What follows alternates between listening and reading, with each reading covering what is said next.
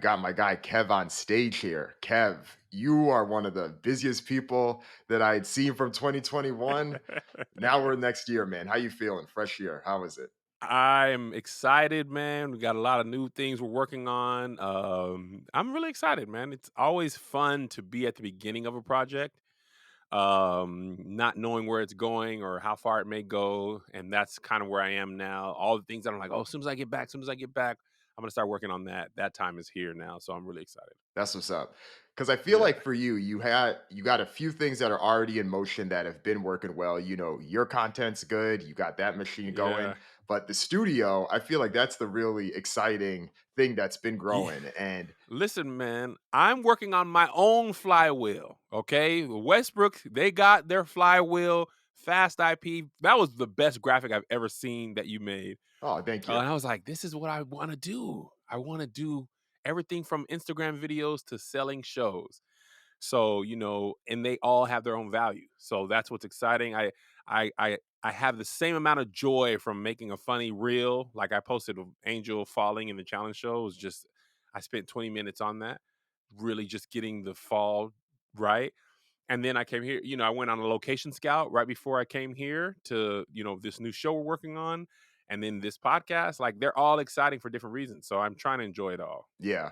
I think the cool thing with that, you get to wear multiple hats. And I know with Yeah. this, there's a number of things that interest you about this, right? Like you enjoy comedy, you have that piece, but I also know that you like to put people on. You want to use your platform to do that. So Yeah. I feel like you being able to wear each of those hats and do those things gives you that opportunity to provide all of that. Absolutely, man. I think, there's an old saying in the church, we're blessed to be a blessing. And, that's kind of what I want to do. People have given me opportunities, partnerships with, people have helped lift me. And I just want to pass along the same thing. For me, my platform isn't about me shining alone. You know what I mean? I tell my friends all the time, I want us all in the gated community.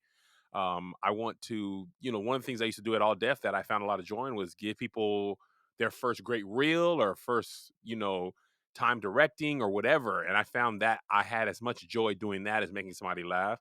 And KevOnStage Studios is really just a more expansive version of that. So, we want to give people their first time PAing or help you get into the wardrobe union or makeup union. It's hard for Black people to get into those places, but we need Black people in those spaces. So that's kind of what we're working towards doing. And then even simple things is like one of our editors likes improv. So it's like, hey, you want to be in an episode? Things like that are great too, because I want people to be able to scratch their own creative itch. And that's kind of what where my passion is. What I like about Kev on Stage Studios is that, sure, I think there's a lot of attention right now with, oh, there's so much black content out there on your Netflix or Yeah. your this and this. But what you're doing is like you're saying, that's true to an extent, but it really isn't true for a lot of the people that I think could have the opportunities to be put on in this era. Yeah, I think I was just watching Abbott Elementary this morning where I was shaving, and I was just like, man, this show is amazing. And to see somebody like Quinta Brunson, who, my first time seeing her was, on Instagram. Her, girl who's never been on a nice day. A large? He got money. Like from that to a network sitcom and even shows like Southside, which, I don't know their story as much, but the show is amazing. That's great. But then there's a lot of creators who have those similar ideas and absolutely no path to to HBO, Comedy Central, or ABC, Netflix, even me. Like I've pitched to a lot of people and had a lot of we'll circle back. And that was 2018. 19, pandemic killed anything I had going in Hollywood. So I want to be that same network for people who can't get all the way to Hollywood. Like here's your chance to get to, Hollywood adjacent, North Hollywood, if you will. You're right over the hill. It's cheaper in North Hollywood. It's, there's more taco trucks, and you're number 15 minutes to real Hollywood. That's what Kevin Stage Studios. It's the North Hollywood of Hollywood. We're right there. We're right there. But it's a one bedroom washer and dryer stacked, you know. But Exactly. that's a leg up from having to go to the laundromat. It's Stackable is true. good. It's true. Stackable is good, man. I'll take a stackable. Right, right. It's one of those things, right? It's like with like location and all that. You can't pick everything with these things. You can You pick two, and bruh, Kev, you're the gonna give him laundry two. is a huge plus. Location and a stackable, I'm like, Bet, let's do it." Well, I think the good thing with it is that because I know in past interviews you've talked about, hey, with this model, this is something you want to provide the opportunity. But from a business perspective, I know that it's not something that you necessarily need like a ton of subscribers to reach some point, Mhm. or you're not trying to reach like Netflix scale necessarily. It's something that can sit beside that. But with that, I'm sure you also have goals from the business side as well as the impact side with the service. So, what does that look like from a streaming service perspective? Yeah, that's a great question. It's like I heard this example somewhere. They're like, somebody was saying, "You're not gonna beat Walmart at selling everything at a low price, right? They're gonna beat you if you're starting out. What you can beat them at is selling a lot of one thing. Like because they sell so many things for a low price, they can't sell a lot of any one thing. So they're gonna have, maybe one or two black shaving kits, maybe bevel and maybe one other thing. If you have a black beauty supply store, people are going to be like, well, Walmart doesn't have what I'm looking here. I can go get some weave, a do rag. I can get bevel. I can get seven other people. I can get essential oils. I can get Dixon's. So that's our model. Like we're not. Netflix has an $8 billion content budget. They made Squid Game to Red Notice with the Rock. We can't compete with that, right? But they don't have black people learn how to play spades. They don't have that video. They don't have um the Real Comedians Challenge show. They don't have things like that, right? So we want to overserve a population that is being served by Hollywood, but it's not the primary focus. You know what I mean? Right now, we're in an area of we're sorry, black people, Hollywood. Like, man, we really discriminated against you guys for a long time, and you guys called us out on it. So we're reaping the benefits of all that, time where we weren't, getting our just due, but even then, there's still so many other shows that can't be made to this audience, and that's kind of what we want to feel. We want to make stuff for black people who don't see themselves on Netflix. This church show that we're working on, is for black people who grew up in the church from a point of view of somebody who also grew up in the church and worked in the church. Like if you grew up in the church like me, there's never really been a true church show from people who grew up in there. It's people who attended, but not people who like worked in ministry.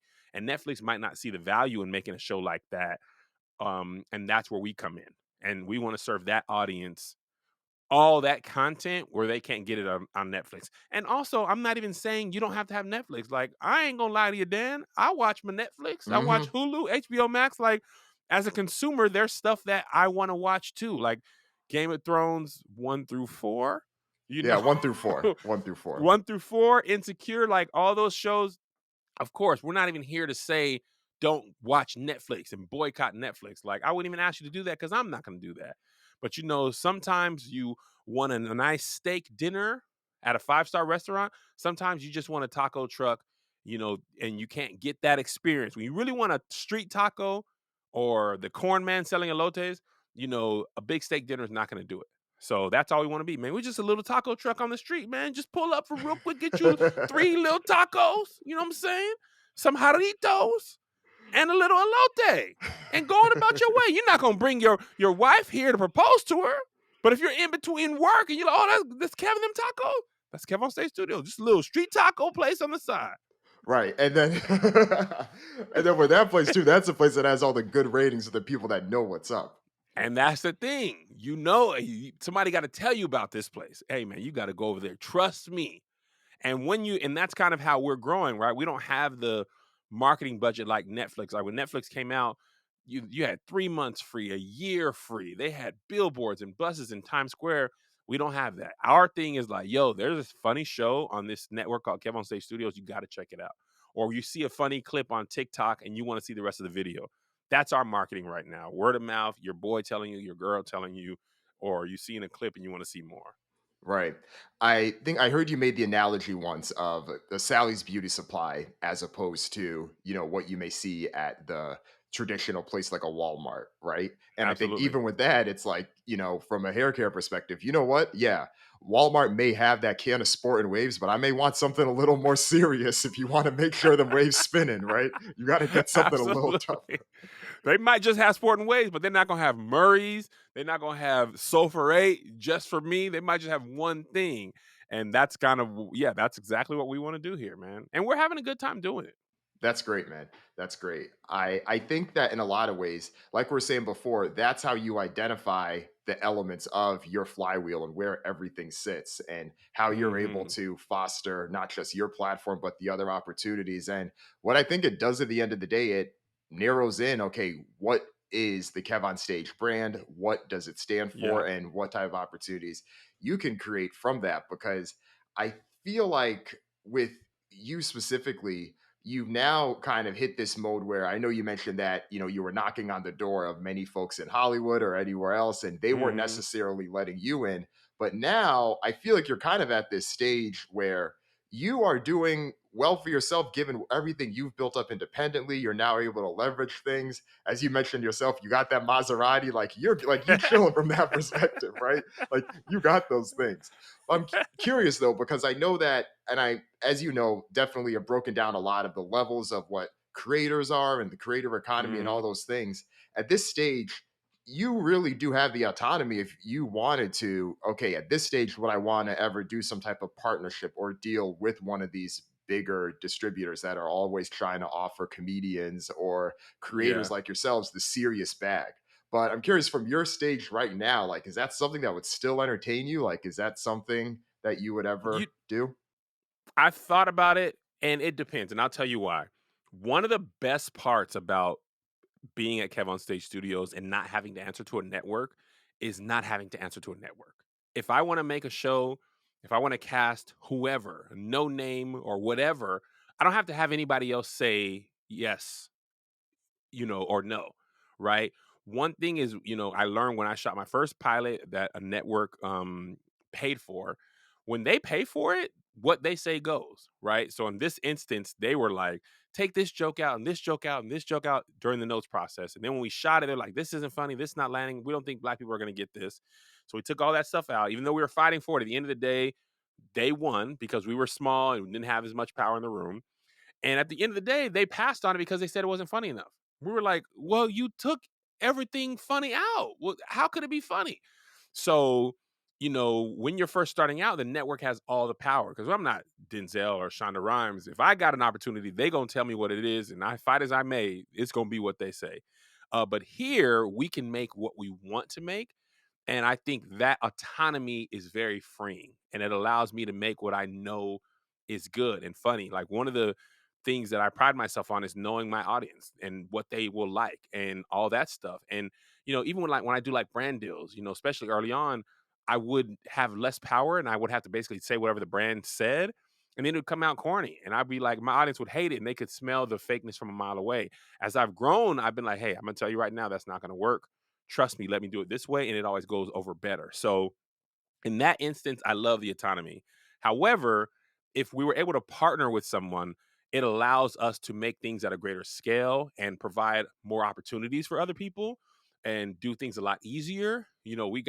Everything we do now, you gotta figure it out. It's when your mom came home, the kitchen bare, the cupboard's bare. She's like, okay, we got two chicken thighs, some corn, you know, some breadcrumbs. I'm gonna make something work. That's where we're at. You know what I'm saying? At the end of the day, you're like, hey, it's low key, that was kind of fire for what we had. But you'd also love to just go to the grocery store and get everything you want. So right now, I'm loving the freedom. But as we grow, I wouldn't say no um, to an opportunity to do more and maybe employ more people for certain projects. I don't think there's ever a world where everything I do, I answer to somebody. I'd always want to be able to create something that I want to create without having to answer to anybody. But if Warner Brothers said, "Kev, we're gonna offer you 140 million to develop some stuff," well, yes, yes, I would. I would take a little 140 mil. Yeah, I would. Right, right. And that's the thing, right? It's like you have the clear strategy. And from a overall perspective, it sounds like, hey, I know that overall deals are the wave. That's not necessarily what I'm looking for. However, Yeah, if that number's right, I'm not gonna not have the conversation. We're gonna talk about it. Absolutely, like, look what Tyler Perry did, right? I've watched his career and tried to mimic it to the best of my ability, which I haven't done that well yet, but, still working. But, he leveraged the early Lionsgate deals into his own pocket. Like, he partnered with them and they were able to finance those movies, and he did X, Y, Z, boom, boom, boom. And then the capital that he got from that, he was able to finance his own shows. So sometimes, partnering is great. Sometimes licensing is great. Sometimes selling is great. Sometimes a good business person takes the best deal for what they need to get done. Right. So I wouldn't say that, part of our business model is if I can make a show, at our margins and I can license it to you in the first window, I can make a great margin there. And now I've done two things. I've made the show and I made the show I want. And I might, right now there's a lot of, places that have more distribution than we do. So if you want to take it off our hands, we made our money back and you want to, stream it, then you just introduced a lot more people to KevOnStage Studios and they can come back to the app and watch the other stuff we made. So that's definitely part of our plan. And that would help us make more shows. So even if we sold that one and they own the rights to it, I wouldn't cry because we can make 8 more shows with what we sold that one for. So it's about making the right business, choice at the right time and not being like, I want to own it all. And like, I mean, obviously I want to own it all, but that also comes with its own risk, which means you have to finance it all. And if it sucks, you've lost everything, everything you spent. So that's a risk that you don't want to have to take every time. Sometimes you want to take it when it's near and dear to your heart, but not every time you want to do, you want to reach into your own pocket every time, not every time. So yeah, we're always keeping our options open to the right partnership whenever that may come.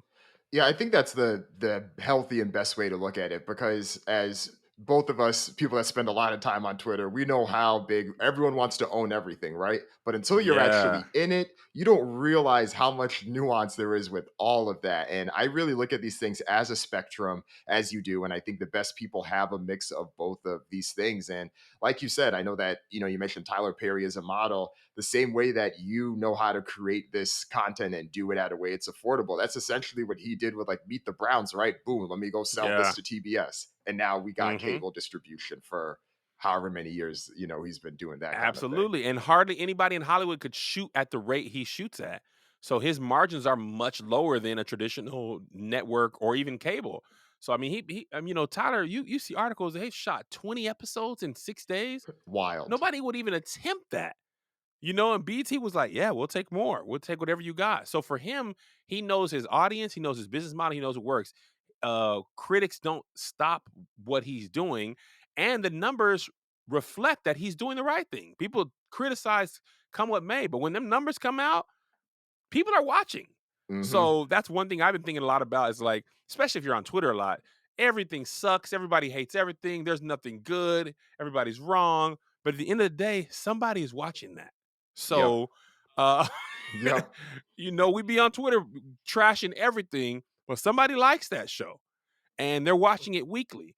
So Tyler's learned to focus on those people who are enjoying it and tuning out people who don't enjoy it because they don't help his plan. And that's kind of what we're doing here. Like we're not trying to make everything for everybody. We're trying to make a lot of stuff for the people who want to watch it. Hmm. And then you grow, and the same thing Tyler did, you have your base, you cater to that base and you grow that base. Yep. And if you do that, I mean that's tried and true. And like we were talking about earlier, you don't need a lot of followers. You don't need a whole bunch of people.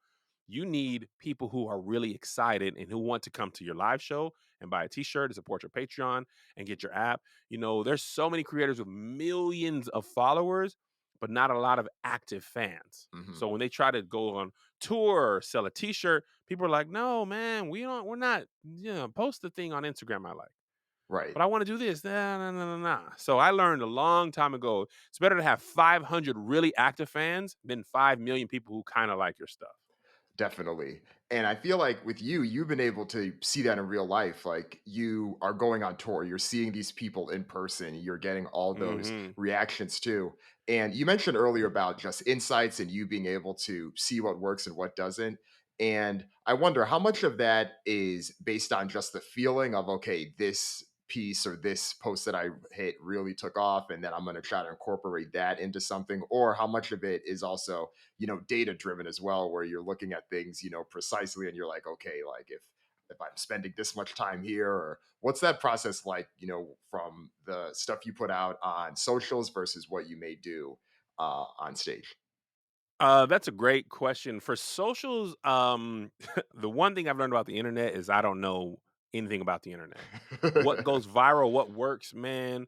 My best TikTok is me holding my son's dog and talking about how black people uh do, Oh, how dude, does your dog do, know if they're black? does your dog know they're black?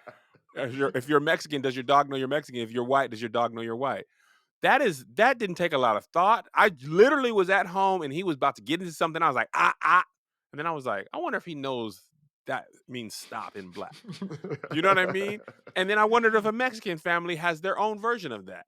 I just threw that up and it's got like 2.6 million views on TikTok. That is not the funniest video. It's not the most relatable. It didn't even do that well on Instagram or Twitter or whatever. I just throw it up against the wall. I let the internet decide what's funny or not. And I know some things tend to do well more than others. Uh, any culture messing with black food in a way that's not traditional, you mess with macaroni and cheese, it's gonna get a lot of views, right? But I was making a lot of those food videos, and then people were just like, I was getting every food video, so I was like, okay, as a creator, even if it does get a lot of views, I don't want to be the food guy, and I don't want to keep making the same video. So part of my strategy is I make something that is funny, make something that's relatable, or make something that I just think is funny. Or if I got nothing of that, then I'll share another creator who's funny. There's been some days where I'm like, man, I don't feel funny today, and I'll see somebody else's video, I'll be like, well, let me just share their stuff because there's nothing I can do that's as funny as this. So, and I share and tag them.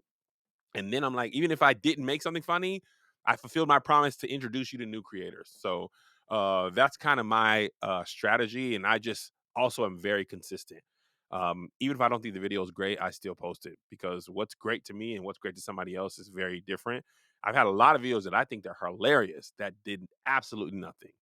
And a lot of them are like my dog video that I didn't think nothing of and just threw up that went viral. Like this, I made this Waffle House video probably 4 or 5 years ago. I mean, I was on my way to work. I was like, I saw this article that said Waffle House is dirty. And I was just like, nobody who eats at Waffle House cares about that. Right. We know that video went stupid viral. I mean, crazy. And I didn't even, it took less than 5 minutes total. Shoot, edit, post. Now I did it. No, I wouldn't advise this, but I shot the whole thing on the freeway. I was driving to work, I always had my phone in my rearview mirror thing, hit record, said what I had to say, turned it off. When I got out of my car, I edited it, put the article next while I was walking to work. That thing went crazy. Didn't Man. think nothing of it. Just threw it up, and so many people, that's how they got introduced to me. So, what do I know? I've been doing this 10 years now, pretty consistently. So many things went viral that I would have never done. And, that's the nature of the internet. Right? It's like, that there's generally a type of content you put out that's going to work. You put it out there Mhm. and you just know that something's going to hit. It may not always be what you think is going to hit, but you Right. you put it out there for sure. Absolutely, man. Let the people decide what's fun. I mean, I did one video where I was yelling at my son, and I use the term loosely, because he had gotten good grades. It did like 7 million views on Twitter, 6, 7 million views. And I was just like, kids, puppies, they're gonna work every time. Mhm. So, I try to exploit my dog while he's still small. Yeah. I don't exploit my children as much. But the dog, he don't even know how many videos he does well. He's earning his keep in the in the Fredericks household. Man, man. One of the Ah. one of the things I also, like about how you approach your game is that you look at each social platform differently, and you also Mhm. know how to move to things, right? Like, that Twitter is quick. Yep. That's gonna be the one that's most current about things. But I know you've also put a lot more time into TikTok, and just given, I think we saw the recent stats that TikTok people spending more time on that now than Google, you got to be early on a lot of these platforms to Yeah. rise. But there's also things like Clubhouse, for instance, where, I think things rose and then, it dipped. And I'm curious, Yeah. how do you approach that? Like, do you know that there's certain ones where you're like, okay, there's something here, let me double down here? Like, what's your method for that type of thing? Man, you got a lot of good questions, man. That's why you should do a podcast and maybe a newsletter as well, about hip hop and entertainment. Uh, what I try to do, one of my things that I've noticed works well is using a platform how that platform was designed to be used. So Twitter, y- the best thing is tweeting, like writing out funny tweets, whether they're trending, relatable, or whatever. I post my videos. The only reason I post my videos on Twitter is because people would rip my videos and post because the video didn't do well on Twitter for me for a long time. And the only reason I posted on there now is because people would rip my videos and post them. And they do better on Twitter than I ever would have thought. So I was like, well, nobody's going to be getting them if I'm not going to get them. But as far as TikTok, I always try what's new and coming. Vine. You want to talk about the worst creator ever on Vine? I couldn't get Vine to work for nothing. I made a Vine one time, Dan, and I'm lucky you can't find it.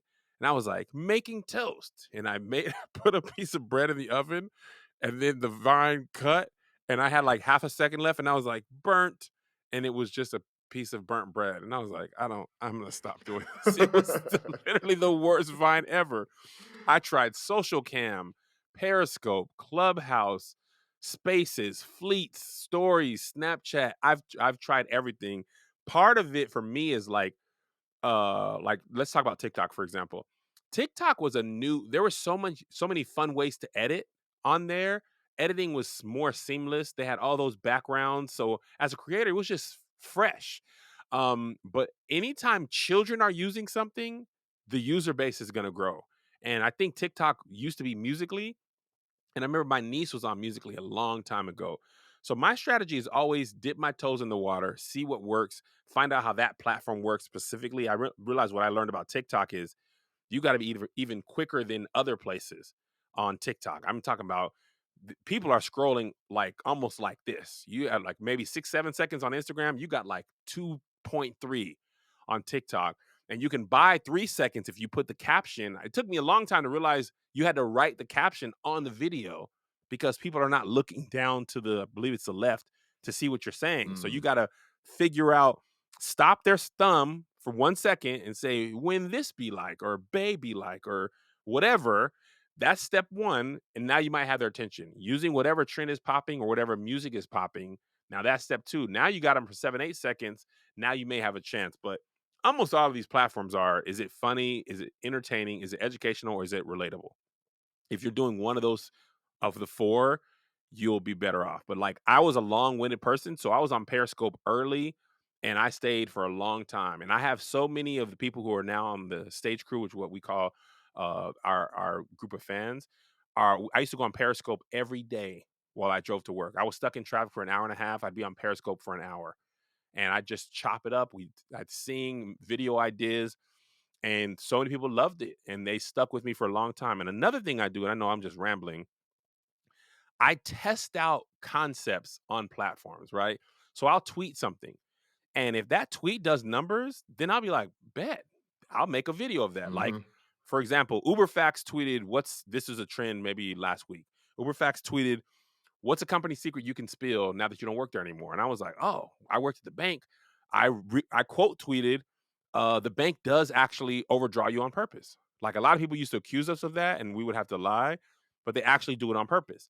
It had like 26,000 retweets. So I'm like, okay, that's great. That means people are interested. Now let me screenshot that, go to TikTok, and make the talking version of that. Mm. And then I put that video on TikTok, did well, Instagram, YouTube, Facebook, did well. And then a couple of days later, I put the video version of a tweet that went viral right back on Twitter with my own tweet.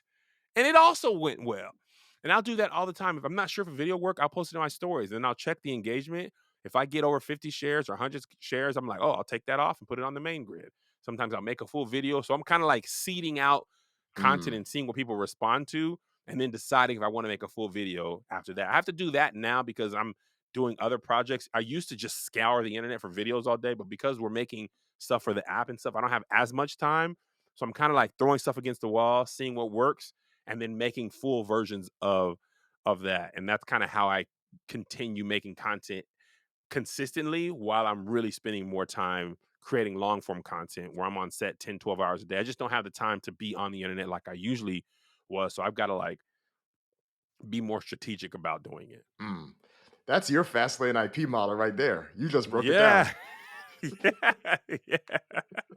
Absolutely, man. I'm just always moving in there. And my hope one day I wanna be like, do you remember DC Young Fly early? He used roasting to rise him to fame, and then he leveraged that into other stuff. Now he can use social media just to remind you of what he's doing. One day, I'll be able to be like, my social media is just to remind you of what's coming and going. Or like Kevin Hart, like he'll still come on every once in a while and remind you he's hilarious on social media, but he doesn't need it as a vehicle as much as he used to.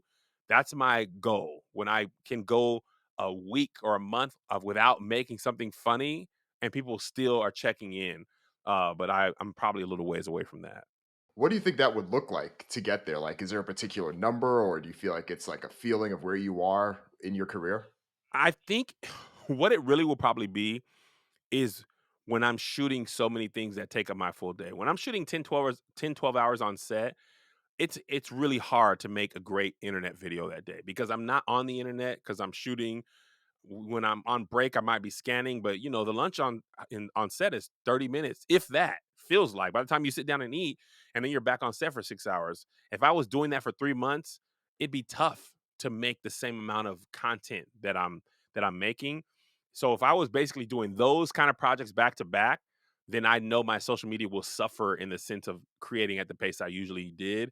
My only hope is that the monetary benefit from my other projects will keep me afloat. I mean, obviously, I don't make crazy money, well, relative from the actual platforms. It's all about leveraging them to make money off the platform.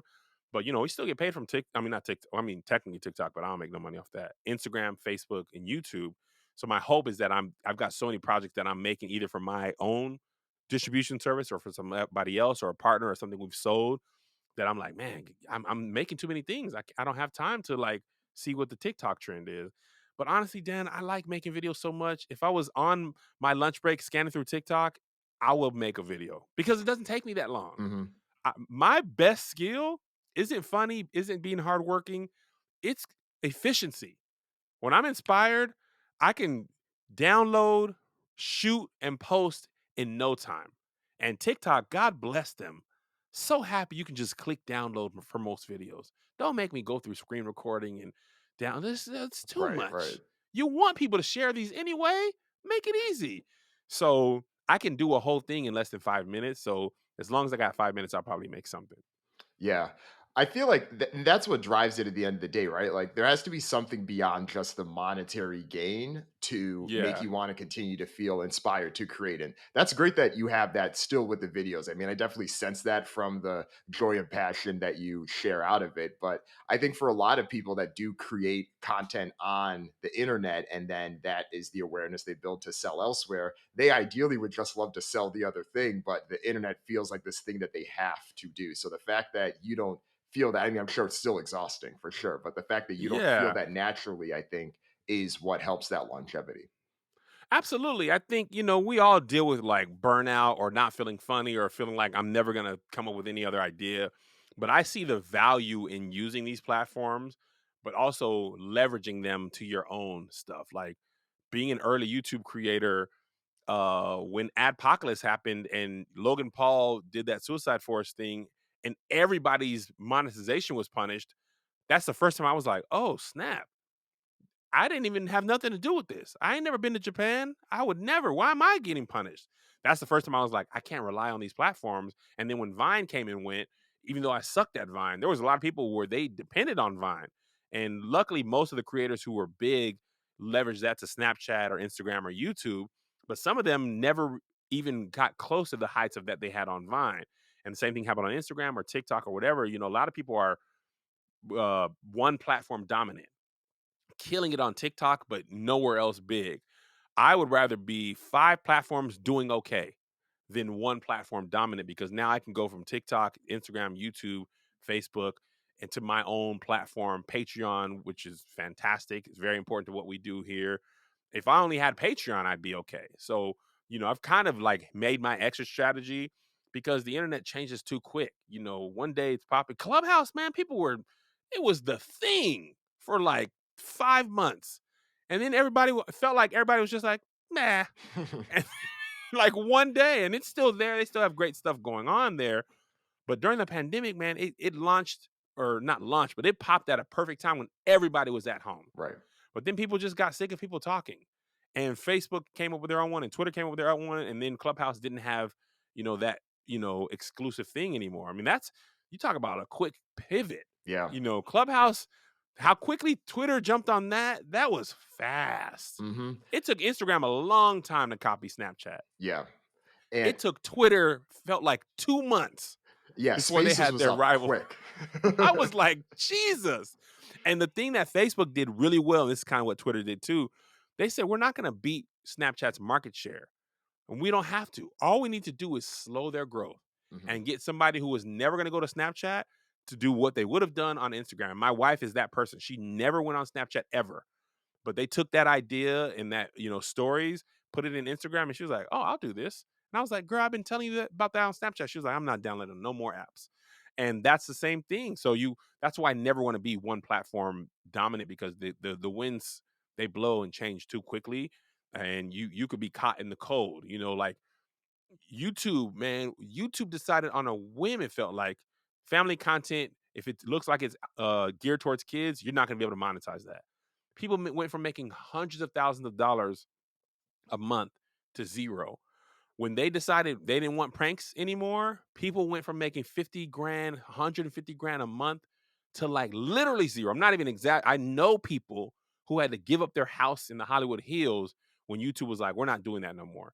And that's when I was like, oh, this is too dangerous to be only on one platform. You got to use them all, but you also have to have an exit strategy. To me, everybody doesn't have to do that, but to me, you got to have an exit strategy. Yeah, that makes sense. That makes a lot of sense. And I think the way you structured it makes sense too. I mean, yeah, you mentioned you're still getting some income from those platforms, but a majority is outside of it.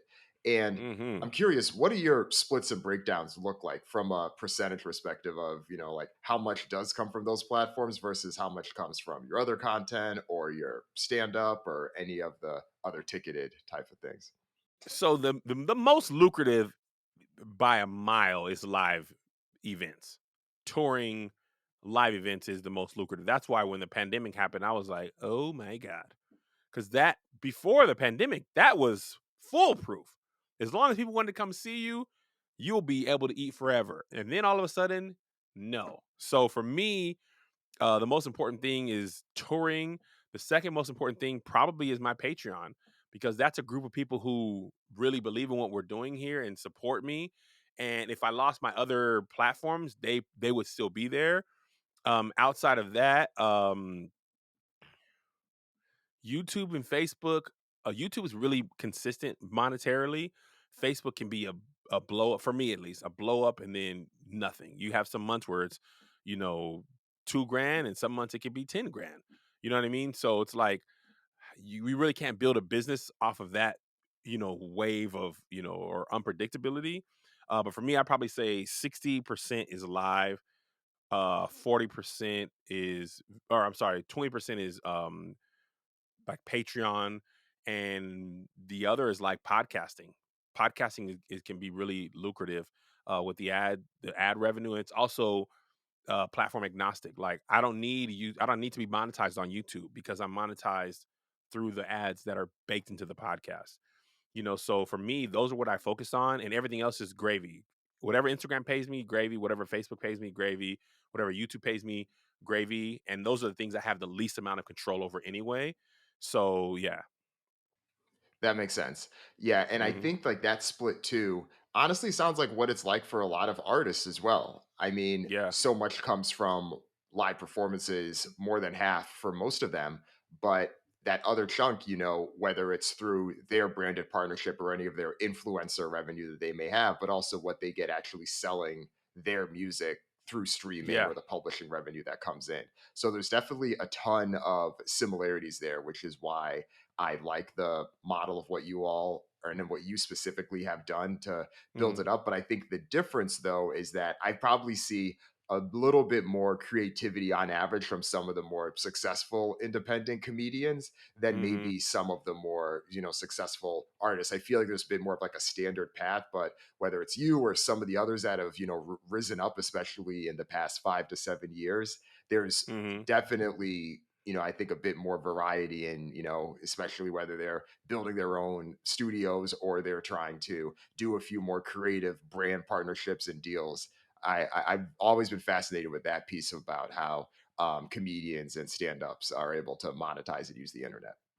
Absolutely, and I think, like, look at 85 South, man, like, they have their live event is huge, being and then they can just put that exact video on YouTube or their app, and they sell merch, and even if they did nothing else but live shows and merch, they'd probably be okay. But now they're building their own app out. It's already out, the Channel 85, and they're expanding that. So another smart thing, like let me diversify what we're doing and own the media aspect of it. But for me, that's merch and brand deals. Like to me, it's hard to be good at everything.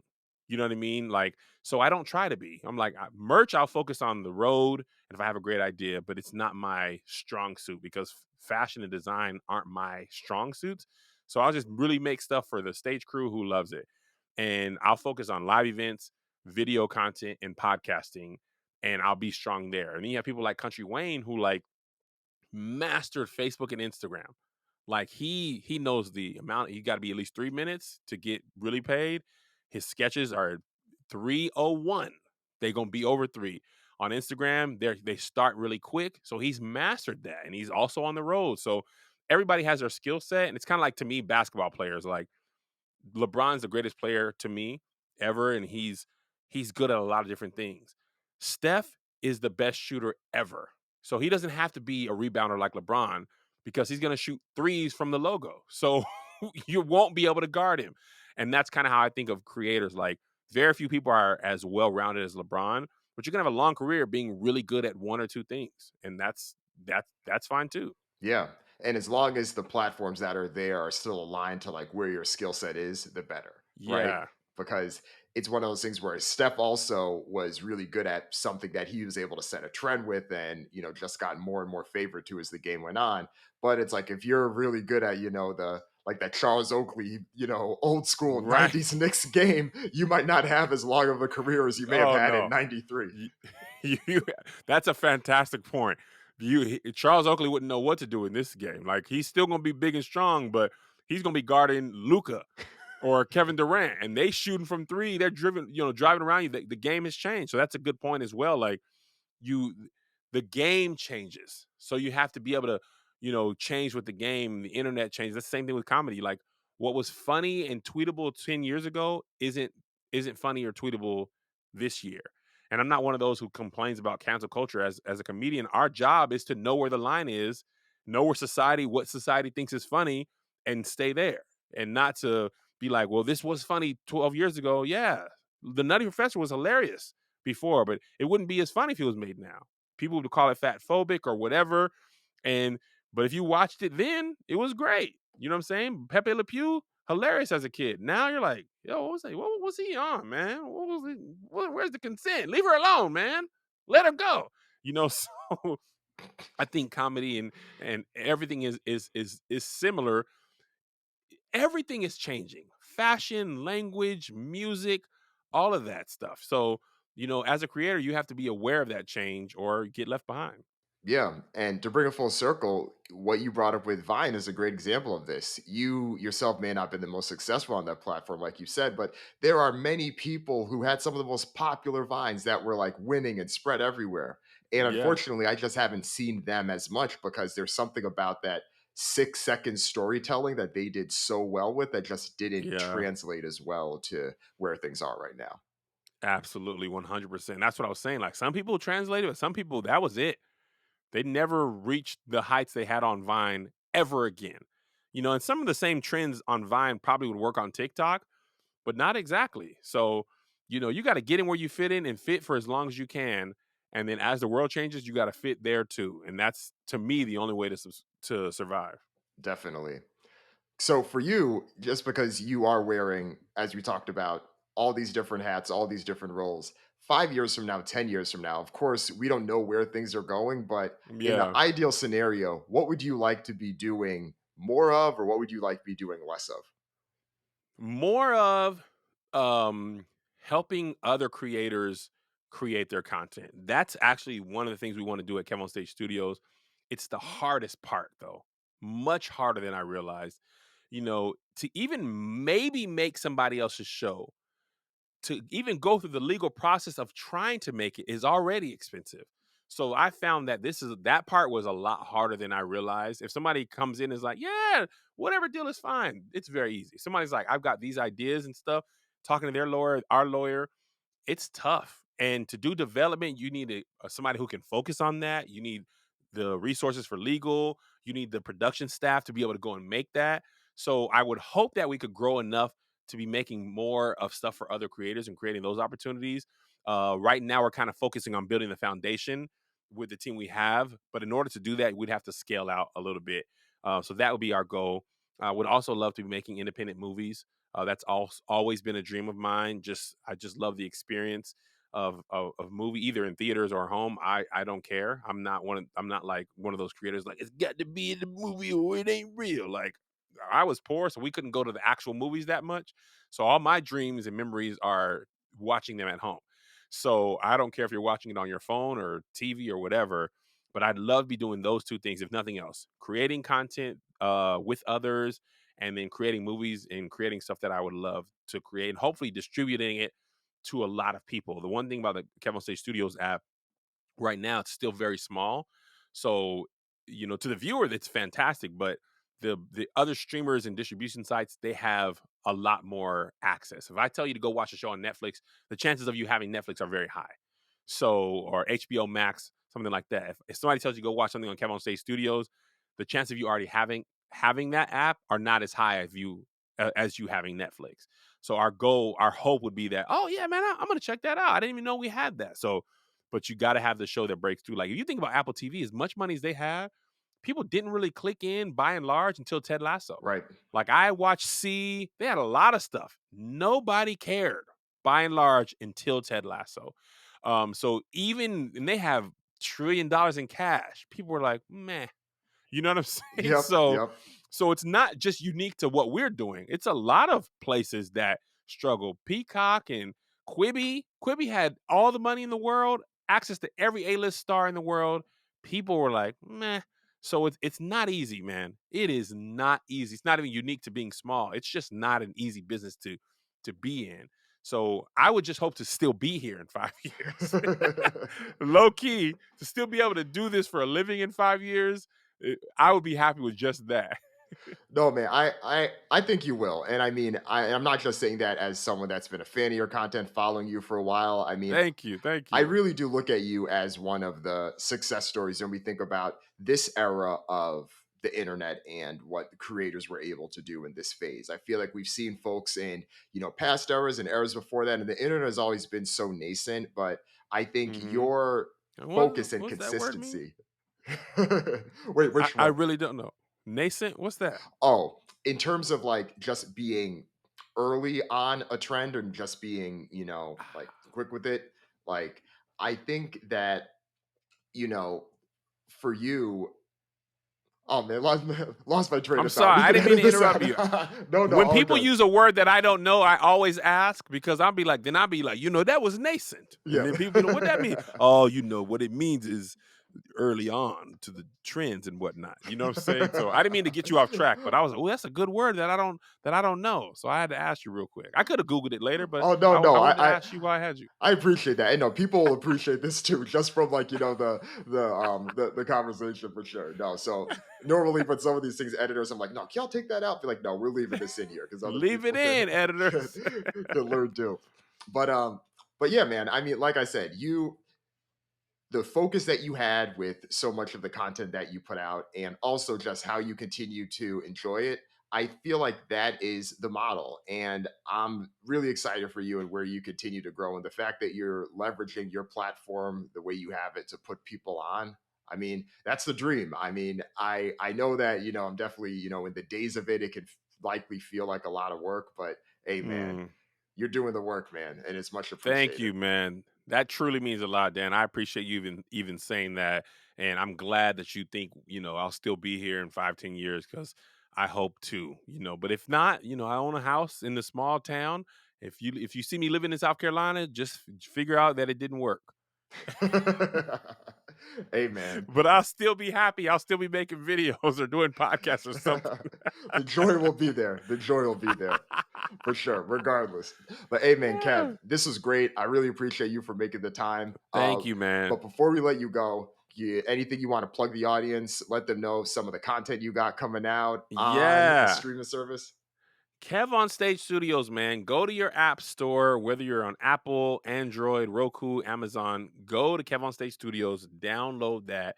Go ahead and subscribe for the year. Don't worry about what's on there. Just subscribe for the year. Trust me, it'll be worth it.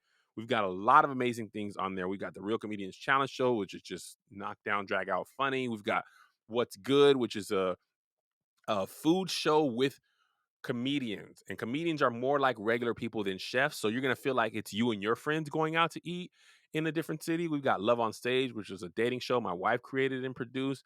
That's fantastic. You can stream that whole season. Then there's just fun and stuff like Get Your Black Card Off Layaway shows, Keon's All Stars, Crafts and Cocktails, just fun stuff, man. Just go on there, check it out. Destination Everywhere is an amazing travel show that, has a musician who went all the way to Cambodia to make music with Cambodians. We have stuff like that. I mean, just go over there and check it out, man. Gifts, just don't worry about the monthly fee. Don't pay monthly. Pay by the year. You get 2 months free when you pay by the year. Just go ahead. Go from here, wherever you're listening, right to Kev on Stage Studios and pay for the year. You won't regret it. And even if you do, we already have your We'll make it easy for people too. We'll put the link in the show notes. money. Perfect. Thank you so Uh, much, Dan. I really appreciate it. I'm a big fan of yours. I'd be watching your podcast and be like, how does Dan get these guests? And then you tweeted like, I just be asking. And I was like, that ain't no secret. That's just He's like, you just know somebody or just shoot your shot. And I'm like, you had Rick Ross though, man. You had Issa Rae. And you're like, yeah, I just asked. And I'm like, okay, we'll see how that works, Dan. I'm gonna just ask too, see who I can get on my podcast. I will say, I mean, there's definitely a bit more nuance to that, and I was like, you know what, I could have added more because I made it seem like be like, oh, y'all could do it. Yeah, I was Why don't like, you Dan, just it is DM Rick not that Ross? easy. It is not that easy, and you know that. You out I here having know. us believe all we got to do is DM him, and he'll be like, "Yeah, I'm gonna be on there." You know, it took more than that, Dan. Oh man. Well, no, so because I think people probably appreciate this for the folks that do listen. So the Rick Ross one, real quick. So the Rick Ross one, I had his attorney, LaRon Rogers, on the pod. He had him and I had a good conversation and stayed connected afterward. And I saw Ah, that Ross was putting out a book. And I was like, all right, if someone's put out a book, they're gonna be on the tour. And then I was like, okay, hey, I know that Rose is gonna be on the tour, would love to have him. And he's writing about business. This literally is the avenue to do that. And he was like, all right, send me some details. Let me see what I can make work. And then we made it work after smart. that. See, Yeah. it is more than just DMing. It's No, you're timing. right. It's relationship. It's an audience people care about and a podcast that people actually watch and download. So sorry, guys, it's not as easy as Dan made it seem. No, you're right. If someone asked me, oh, hey, how did you get Kev on stage on your pod? I'd be like, oh, I just DM'd him. Y'all could do it too. You got to get all these people flooded. People be like, oh, Kev on stage. Can you come to do my thing? Oh, Kev on. Guarantee you it's not gonna be that easy. Because if I don't follow you, I don't even really see your DMs. I'm a fan of Dan, so I saw his and I already wanted to be on this show. So when he asked, I was like, finally, my time is now. It's funny, man, because I still remember it was like one day on Twitter, and I mean, like I said, I've been following you on all the other platforms, and then one day you just Yeah. quote tweeted something I said, and you were like, "Y'all should follow this guy," and I was just like, Yes. "Yo, Kevin Stage gonna get," and I was just like, "Okay, all right, we in Because you're this." really smart, man. And you take stuff that is like out there and you make it so digestible. Like what Westbrook is doing, I've been following them, but when you made that graphic about the flywheel, I was like, this is exactly what they do. But it makes so much. I sent that to so many of my friends. I was like, this is what Kevin Stage Studios has to become. And the way they did the Fresh Prince of Bel Air reunion, Hmm. all of the stuff they did with that, and then they ran that same thing back for King Richard. Genius. Yep. And then with Big Will's Best Shape of My Life. I watched that. Get YouTube to pay for it. Yep. Boom. Use it to actually lose weight and promote your book. Brilliant. I said, "What the heck?" I wanted to get the book because of that. Mhm. Genius level Yep. marketing. And even somebody as big as Will Smith, everything they do is not behind the paywall. They got to use YouTube and Instagram just like regular people. So I know I'm on the right track. And I also met Will Smith. I don't know if you know that. I don't like to talk about it, but Oh, no, I you have only met him post a twice. photo, what, every month Yeah. or so. I haven't posted in a while. I should bring it up again today. If he wins this Oscar for Best Actor, I you gotta be part of that He campaign. might thank me from the podium. He might be like, "This wouldn't have worked without KevOnStage's dad joke that helped promote the film." And I'm so glad that he did that. And that's why you heard about King Richard. And I'm gonna be like, "Thanks. You're welcome, Will. And you're welcome, Walt." Oh, man. I'm kinda waiting for that Ah. moment. That would be dope. I Oh hope it man, I'll be so happens. happy for him. I'll be so happy. And he was great in that. Like He it's was an great. Oscar worthy performance. So I really do hope he wins. Yeah. No, definitely. No, I hope he does too. But, hey, man, this was great. Really appreciate you Thank you coming so much on. for having me, Dan. I appreciate it, man.